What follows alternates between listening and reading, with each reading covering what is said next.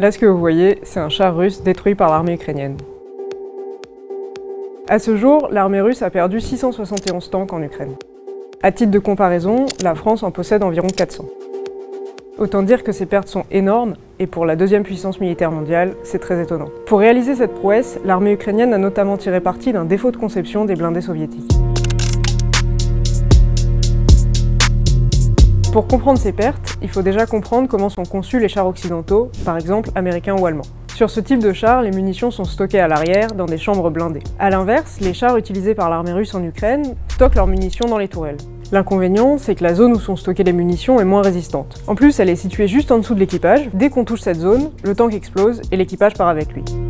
Depuis le début du conflit, les Américains et les Britanniques ont fourni à l'Ukraine de nombreuses armes anti-chars, comme des javelins ou des Henlo. Elles sont particulièrement efficaces, et c'est grâce à elles que l'armée ukrainienne arrive à infliger autant de dégâts aux blindés russes. En plus d'exploiter cette faille et d'utiliser des armes très performantes, les Ukrainiens innovent pour toucher les blindés russes. L'unité de pilote de drone Aero Rodzicka a notamment développé un nouveau type d'arme. Ils sont partis de vieilles grenades à main des années 50, auxquelles ils ont rajouté des ailettes fabriquées par des imprimantes 3D. Ça leur a permis de les fixer à des drones qui vont les larguer sur des tanks russes pendant la nuit au moment où ils sont à l'arrêt.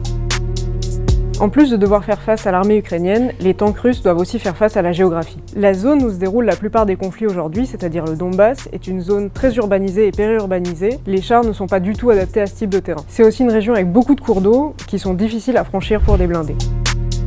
En bref, les tanks russes font face à la pire situation possible en Ukraine, et tout ça n'est pas arrangé par l'ensemble des sanctions économiques qui touchent la Russie. La principale usine de blindés russes manque de composants et pièces détachées, et la plupart des lignes de production sont à l'arrêt. On en est arrivé à un point où, selon l'armée ukrainienne, les tanks russes ont été réparés avec des semi-conducteurs tirés de lave-vaisselle ou de réfrigérateurs. Au-delà de l'enjeu matériel, il y a aussi un enjeu humain, parce qu'à chaque fois qu'un tank explose, il emporte avec lui au moins 3 hommes d'équipage, spécialistes de la manœuvre des tanks. L'efficacité de l'armée ukrainienne pousse la Russie dans ses retranchements, au point qu'elle pourrait bien manquer de tankistes avant même de manquer de tanks.